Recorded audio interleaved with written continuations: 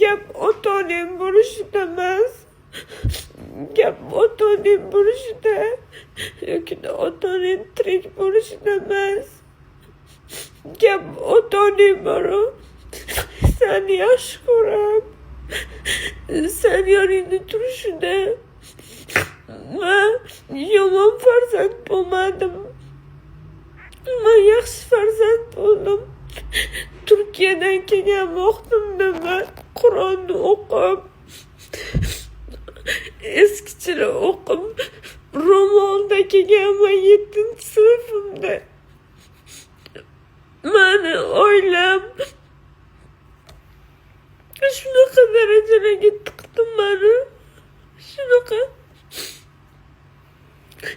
namoz o'qima deb mana shunaqa qilib meni depressiyaga